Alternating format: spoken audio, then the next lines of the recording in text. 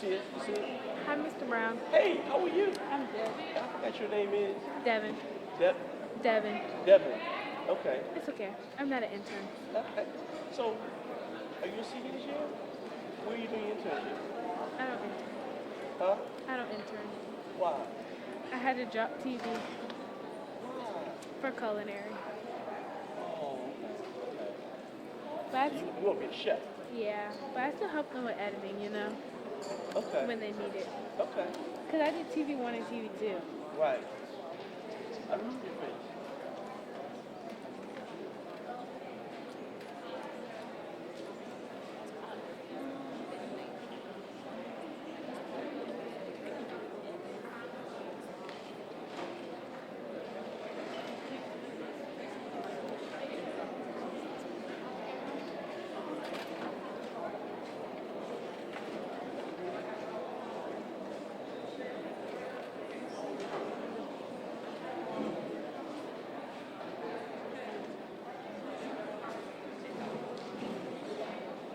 Testing.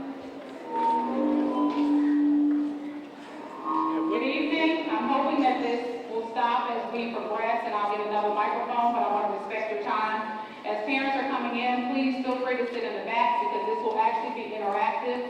You'll only be hearing my voice for about 15 minutes, and then we will actually be completing the FAFSA for those of you who are ready to do it tonight, or if you just want to get information and do it on your own, that's fine.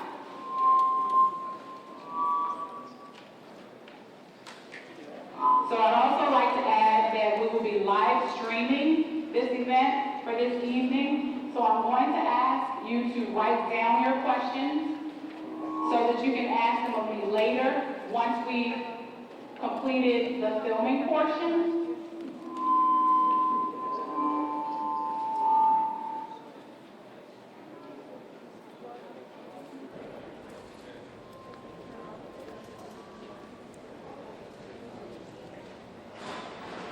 So welcome to FASFA Night. My name is Ms. Cole. I'm in the Department of College and Career Readiness and Innovative Programs at Prince George's County Public Schools. This event is actually sponsored by my department in conjunction with the Office of School Counseling and Prince George's Community College. We actually have a representative from Prince George's Community College in the back. Can you guys wave? Okay, so again, this is an event sponsored by my department in conjunction with our Office of Counseling. Can you guys still hear me? Okay, Office of Counseling and Prince George's Community College. So we're gonna get started. Today's agenda is very simple. The why of the free application for federal student aid and completing the FAFSA. So many of you are wondering, well, where are we gonna complete it? We actually have laptops available for you to log in and start to do the FAFSA. What is financial aid? So I want to start there so that you're not just jumping into the form without really understanding why we complete the form. Financial aid is money for college. Pretty simple, it's money for college. Sources. Today we're going to talk about one source, which is the federal government. The way that you get federal financial aid is by completing the FAFSA. But I want you to note that there are various sources of financial aid. We're not going to deal with those this evening, but there's money available through the state government, through your local and county government, colleges and universities, large and small corporations, scholarships, banks, family and friends. So when you think about how are you going to pay for college, these are various sources where you can get financial aid to pay for college. What's the FAFSA? The FAFSA is actually an online form that must be completed every year to receive federal financial aid. Students are encouraged to file the FAFSA as early as October 1 this year. That is a change from previous years. In previous years, if any of you have students in college, you started to complete the FAFSA January 1st. This year, for the class of 2017, and students going to school in the fall will be able to complete the FAFSA as early as October 1st, which was Saturday? Saturday, okay? Very important. So many of you may have heard of this FSA ID. The FSA ID is a signature. So just as you would go to an ATM machine and put in a PIN to get money, it acts as a signature and your PIN of sorts. The student and a parent must have a FSA ID to sign the FAFSA.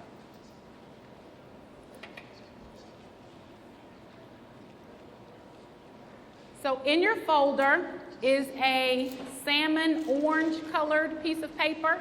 Please take that out.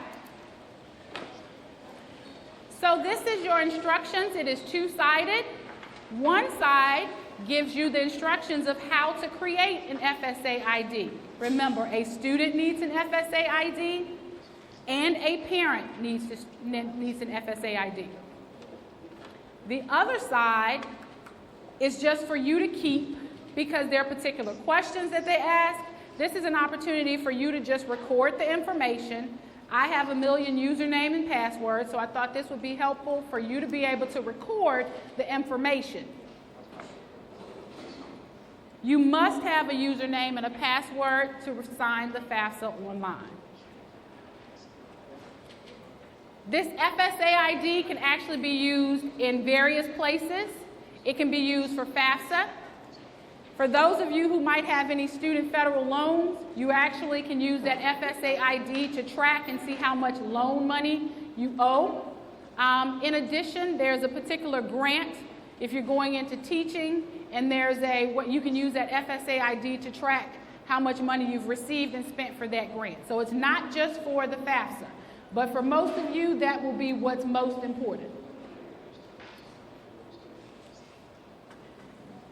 This is key. The parent and the student cannot use the same email when registering for an FSA ID. It goes with a person.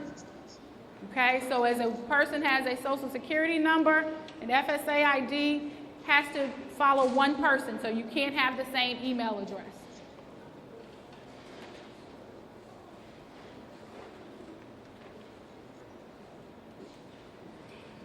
So because you will be getting your FSA ID tonight, here's some common questions that come up. Sometimes you'll get an error. Why might you get an error? Oftentimes what's on your social security card does not match what you're inputting. It's not that you don't know how to spell your name, but sometimes you might be typing quickly. Oftentimes you don't look back at what was on the exact spelling on your social security card for women if you've gotten married. So sometimes that's why you might get an error, because it does not match exactly.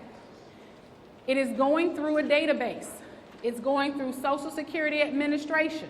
So that is what it's matching. It's not just arbitrary. You also want to make sure, of course, the date of birth is correct. That's another reason why you might get an error. Again, do I need a social security number to create an FSA ID? Yes, the student does. The date of birth and the name must match in Social Security Administration.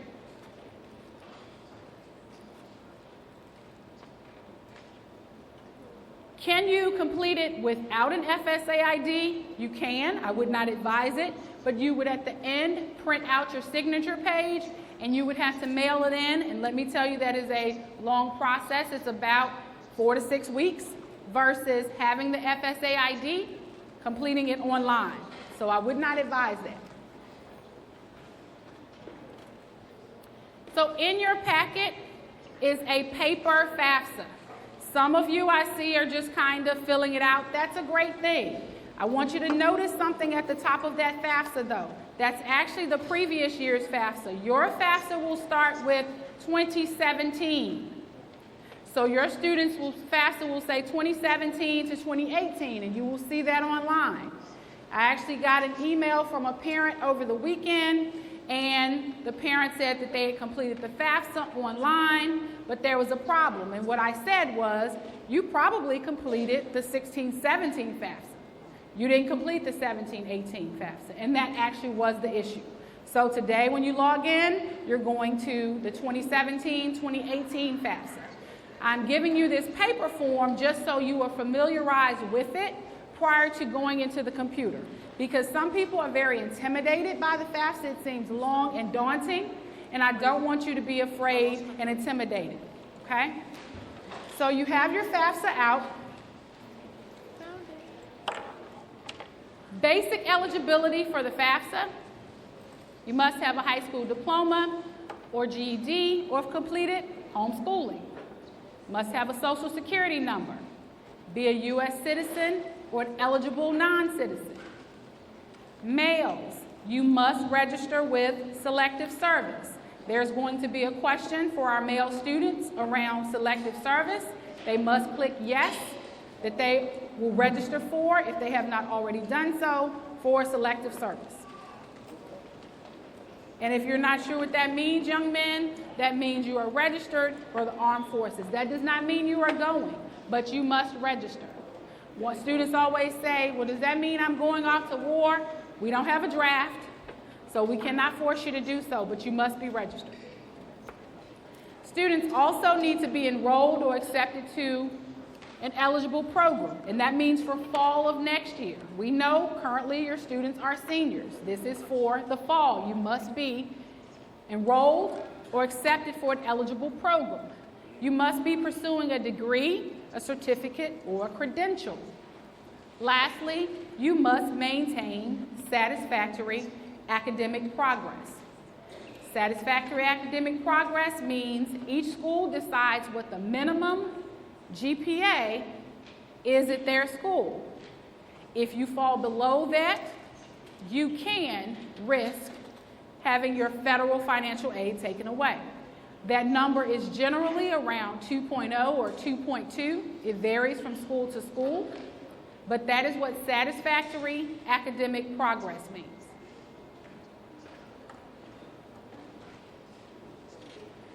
Some things you need to know. FAFSA eligibility is determined by the information that you provide. The same computation is used for all students, whether you live in Maryland, Hawaii, California. It is the same computation. So it does not take into consideration some of the things that we would like for it to. The cost of our mortgage, our car. It does not take those things into consideration. A student must file every year in college if they want to qualify for federal financial aid.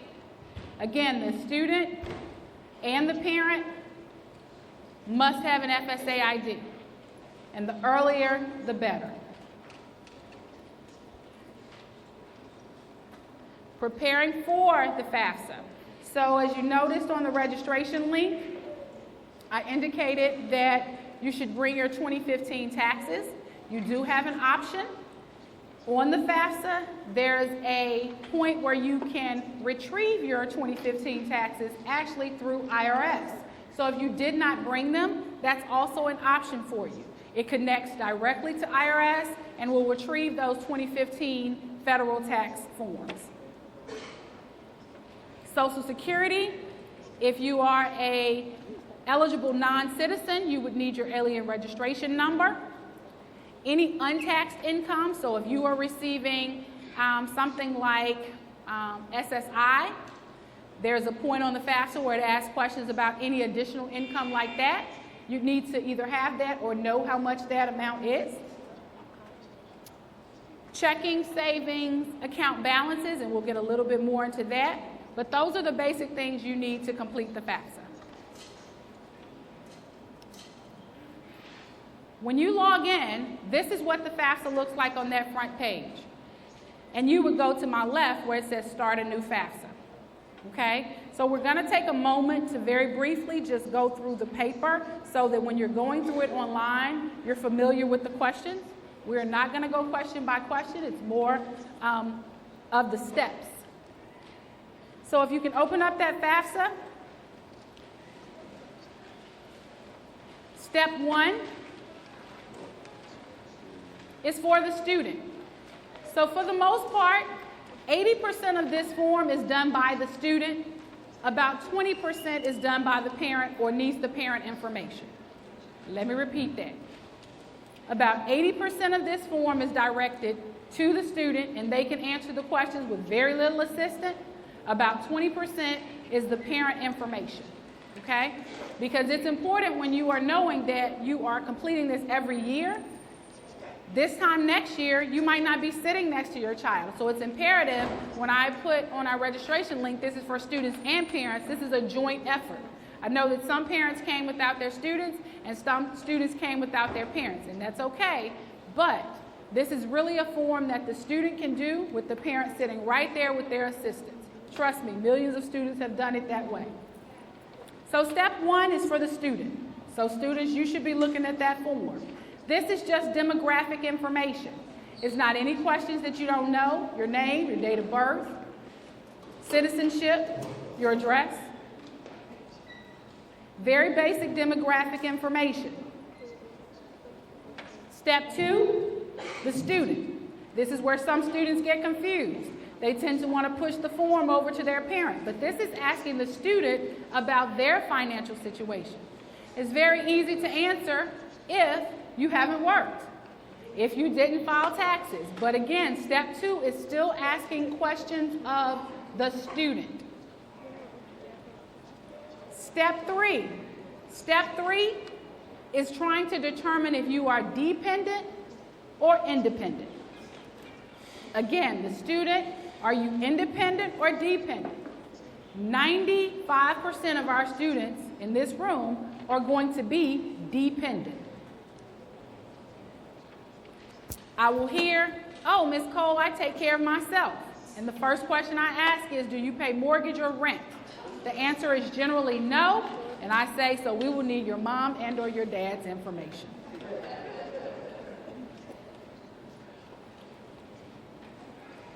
These are the questions that determine if a student is dependent or independent.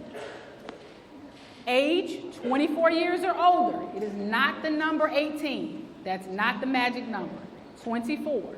I don't think any student in here graduating from our high schools are 24 or older. Married, pursuing a master's or doctorate program.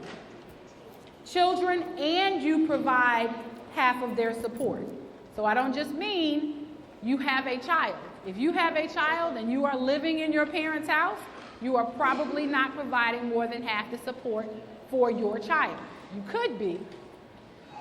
In foster care, since turning the age of 13, an emancipated minor, currently or was in legal guardianship, homeless or self-supporting, at risk for being homeless.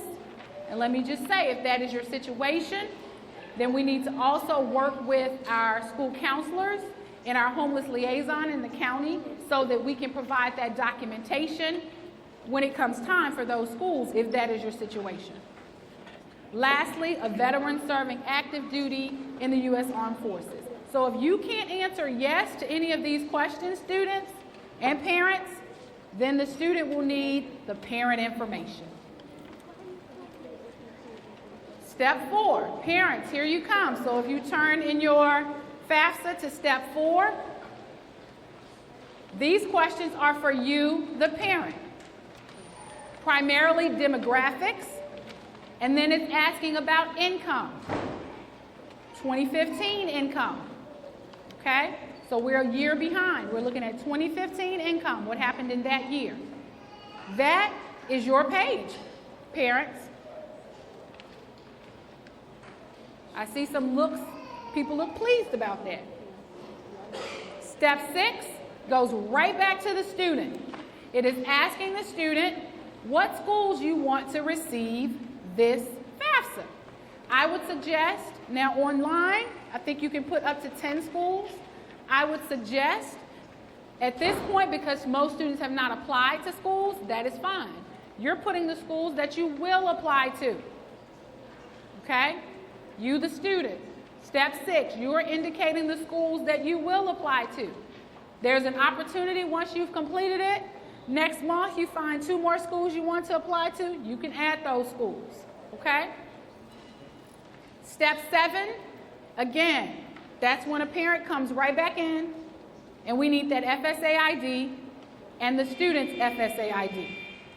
But as you can see, only in step 4 was the parent really engaged in the process. And again, that should be a joint effort with the student and the parent so that the student understands what's happening, so that next year, parents, you don't need to be right next to them. You might just be conveying some information over the phone. Okay?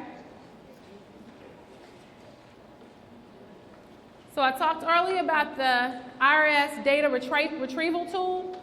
That is going to be, I don't remember which step in the online form, but if you don't have your 2015, or even if you have them, it's a way that it will upload the information into the FAFSA for you. That means you know that it's done correctly. It's the easiest way to provide your tax information. And the reason I had people bring it just in case is because sometimes, just in case that form there's something going on online, I did not want you to be without that tax information, but you can absolutely use that today. Again, October 1st, first day FAFSA will be released.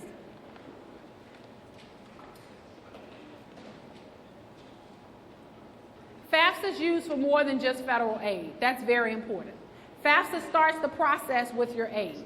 You can't get Maryland State financial aid if you haven't completed the FAFSA. There are many scholarships. They say, we need to see your FAFSA. They're essentially asking for what's called a student aid report, but it means you needed to have completed the FAFSA, okay? So the FAFSA starts the financial aid process for you.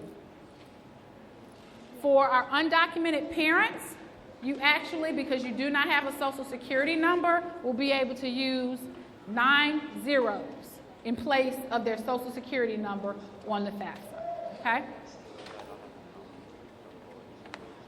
We're at the end of the presentation, please, but I want to put in a plug. Our office, just as we sponsored with our colleagues this FAFSA night, we're also sponsoring a college application night. It is at Largo High School. It is district-wide. It's for Prince George's County parents and students, Prince George's County Public School parents and students, okay?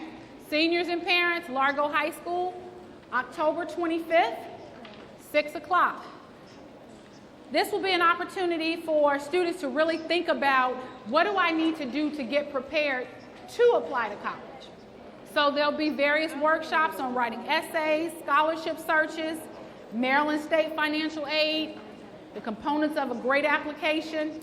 We also will have, for those of you who need additional assistance, maybe you didn't complete your FAFSA, there'll be a workshop on FAFSA and other workshops.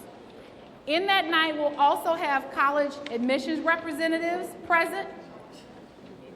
They will be speaking with students. Some will waive the applications and some will be doing on-site, okay? So again, it is not a college fair, it is a college application night. However, there will be some representatives there. So if your student really needs to understand how to write an essay, that'll be an opportunity. If your student really needs help finding scholarships, that'll be an opportunity. Okay? Again, it's a district-wide college application night. That is a Tuesday, October 25th, 6 o'clock, Largo High School. Registration, for those of you who had to stand in our registration line, please register. That link will be on our website, okay? Probably by the end of the week, so you can just check back. It'll also be on the banner and the robocall. So we're about to start with the FAFSA. If you do not have an FSA ID, you're actually going to go to the first website. And obviously, when we pass out the computers, we will do so. If you have an FSA ID, that means you can go straight into the FAFSA. Okay?